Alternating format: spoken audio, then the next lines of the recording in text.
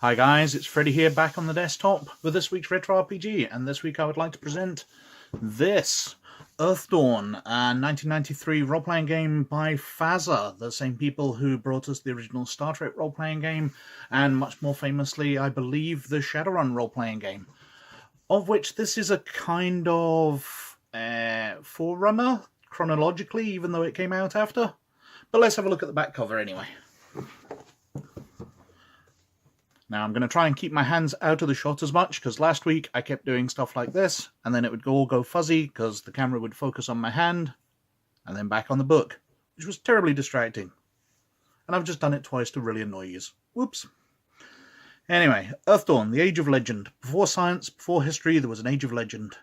For years, humanity huddled in underground cares, as the astral being known as the Horrors ravaged the land in an orgy of terror and destruction. Now the long dark age of the Scourge has passed, and brave adventurers emerged to reclaim their world. Elf, Orc, Tuskrang, human, and other wondrous races explore a world that teems with strange creatures and unseen dangers. A world of lost cities, of ancient, long-forgotten treasures, and indescribable wonders. A world where the very earth and sky vibrate with magical energies. In this age of legend, heroes rekindle the glory of days past and become the legends of tomorrow. Join these brave souls and begin role-playing in Earthdawn, the age of legend. So, this, as I said, is, chronologically speaking, an ancestor of Shadowrun. The idea in Earthdawn and Shadowrun is that the Earth has a cycle of magic where we're currently at a level where magic doesn't exist. Magic will peak, and people will be able to cast spells and things, and the magic activates the genes of dwarves and elves, etc., creating those creatures. So in Shadowrun, in the early 2030s, I believe, magic starts to go past the point. So you start to get elves, dwarves, and wizards start emerging, and dragons can drag themselves out of the ground. Earthdawn is set after the magic has peaked. When magic is at absolute maximum, elemental creatures called horrors can drag themselves through from magical dimensions and wreak absolute chaos on the world. And the only way that humanity and elfity, orchidity, I don't know, the way the intelligent species managed to survive was by building magical cares. These were underground cities with magical wards around them to protect them. So these lasted for many hundreds, maybe even thousands of years, where all the intelligent species just went into these cares and sheltered. There were a few pardon me. There are a few other species like elves. There's a type of elf called the Blood Elf, where they protect themselves from the horrors by doing horrors on themselves. So they cast spells so vines would go through their bodies and thorns came out of their skin, constantly torturing them and protecting them from the evil magic of the horrors. But most of the species hid themselves away underground, and the magic has now gone past, so people can emerge onto the surface again. And there's this sort of a bit of an arms race between different nations where they're trying to capture as much of the surface world as possible. There's an evil nation of slavers called the Therans, who are basically Atlantis.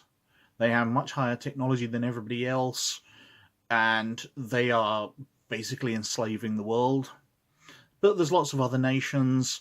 There's the different species competing to get their foothold on the surface.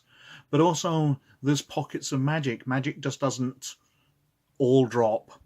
In the Shadowrun and Earthdawn worlds, magic's like radiation, so you can get hot spots. So there's places where horrors still exist, especially in the cares, where the defenses got breached, a horror managed to get in and massacre all the people inside. But now the magical barrier, which was supposed to keep the horrors out, are keeping them within. So you've got these underground dungeons filled with monsters from almost Cthulhu-esque monsters. But let's have a flip through the book anyway. So it's a very sort of Dungeons and Dragons type world, standard fantasy, but with a very interesting background. We've got the bits here. Obviously the races are very Shadowrun-like, so the trolls are very humans but with horns. Oh, I've got a receipt for something. Virgin in Glasgow, I bought something for $3.99. Sort of history of the world, the Elven Schism, game concepts. Barsaive is the world. In the real world, Barsaive is actually set round about the Ukraine and Russia. The Bloodwood, where the elves tortured themselves, is actually supposed to be at Chernobyl. We're on to the species. So we've got dwarves, fairly standard. Short people tend to live underground.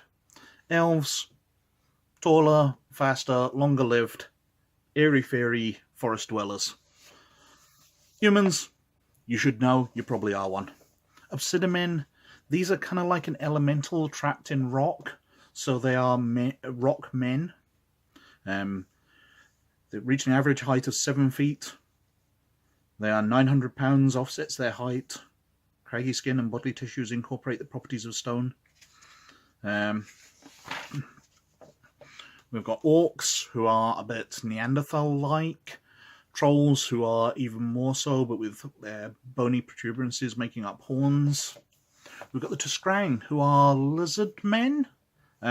Whenever I've played Earthdawn, I've tended to like playing a Tuskrang because they are kind of flamboyant. Because they're lizards, they go for bright colours and things like that. And they've got a tail which they can hit things with. Which means you can never be disarmed if you're a Tuskrang unless somebody cuts off your tail, which will eventually regrow, but it's a terrible dishonour for a Tuskrang to lose their tail. Windlings, which are tiny little fairy folk, 18 inches in height, and big wings, they can fly around. I believe there's other species in newer versions. This is obviously the first edition. This is the 1993 version. I've not really much else to say. Let's keep flicking through until we reach the magical items section. Got lots of spells. That's something about the character classes. If I can find those somewhere. There we go. Oh, there's species laid out a bit more.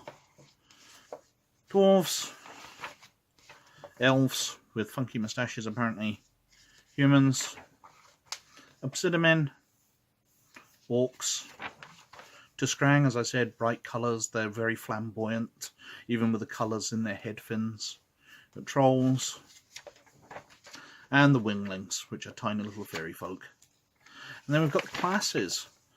In Earthdawn, because everything's magical, everybody kind of uses magic within their abilities. So here we've got an archer. And as they advance in levels, basically they're circles, they get the ability to put flame arrows and what other abilities do we get? Bank shots, they can fire lots of arrows. Cold shots. They incorporate magic within their mundane abilities. And that's a very interesting feature. So Beastmasters can literally enchant creatures.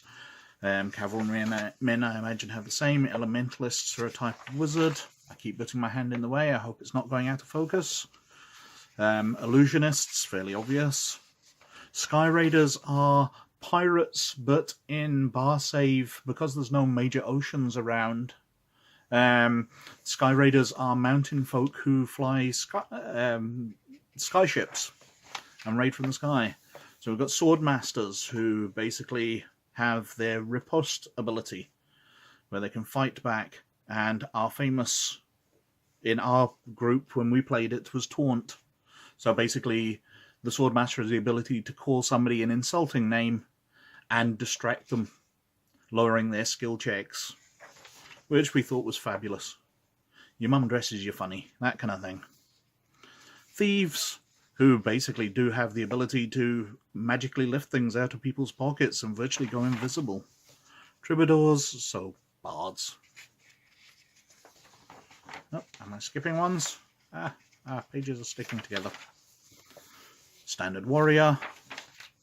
Weaponsmith, who can basically create magical weapons. Wizard. And that should be about it.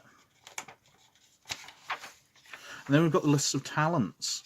So these are the magical abilities that everybody can get. So air sailing, they've got the ability to sort of fly flying ships, and they also get the ability air dance, where literally people can float above the surface of the ground. They can air dance their way across a cavern or whatever. And all the people get these magical abilities, just a slight twist on the standard, which is a fascinating idea. We'll go through, we've got some more lovely colour plates. The artists at FASA have always been fantastic. A necromancer looking all very emo there. But if we skip on, lots of the general skills, circle spells, yet more colour plates. These remind me of the Aztec nations in Shadowrun. It's just a very similar artistic style.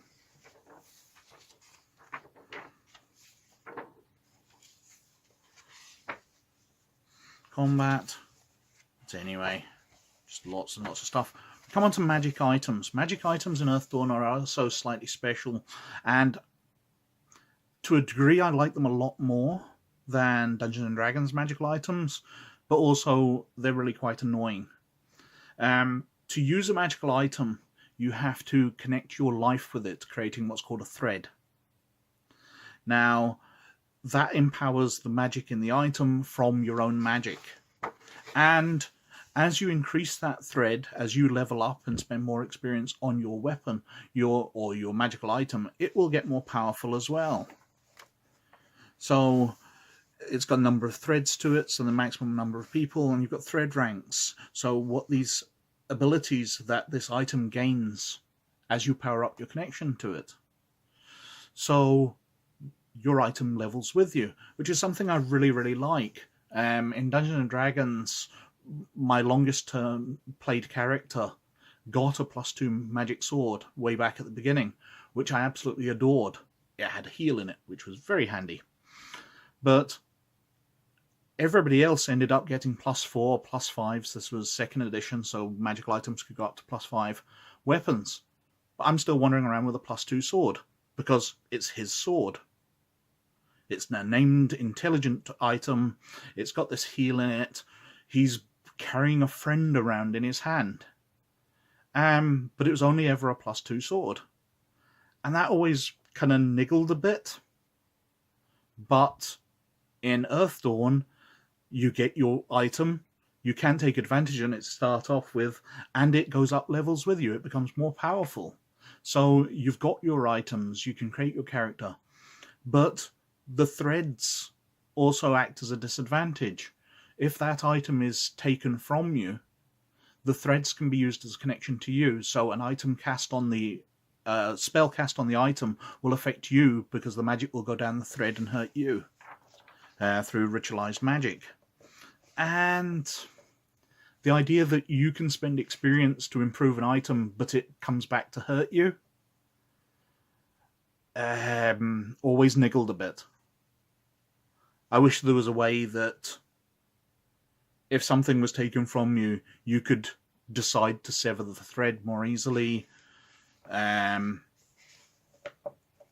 If threads were transferable somehow, but once you've spent magic on an item, now if a better item with better threads you could connect to it and spend experience and get better things out of it comes along, you've just totally wasted some experience. And those are the sort of interesting ideas. There's obviously a bunch of interesting creatures in there which are a bit different to the normal. It's all a bit more horrific. So not just monsters which are big and monstrous, they are actually searing your soul and destroying your sanity type things. And that's Earthdawn. It's a fascinating game. It's really interesting. It's been thrown around a lot. The first edition came out by FASA, then FASA ceased publishing of role-playing games. Obviously, Shadowrun itself went on to another publisher. Earthdawn did, so I don't know whether the connection still exists between the two games, with them being One is as the magic comes down at the start of the age we're in, and then Shadowrun's at the start of the next age. So I think Shadowrun's the 6th world, we're living in the 5th world, and Earthdawn is the end of the 4th world. But I don't know if these connections are now totally gone because they're by different publishers. 2nd edition, Earthdawn came out from somebody else but FASA. Then it went on to, what they name? Nah, totally forgotten. And I believe it's back with FASA now for a 4th edition. But I have no idea what that's like. I only have the original one, which is a lovely, lovely game. I definitely recommend it for having a look at if you like Dungeons & Dragons type fantasy, but you want something a bit different. Earthdawn definitely has it, not only different species, but a different way of looking at it with everybody's player characters kind of using magic in interesting different ways. And then you've got the threads and magical items which will level with you and can have very, very interesting abilities. But that's Earthdawn. Thank you very, very much for watching, as always. Please like and subscribe if you like at all what I'm doing, going through these old games. But, most of all, as always, you look after yourselves. And I'll catch you later. Bye.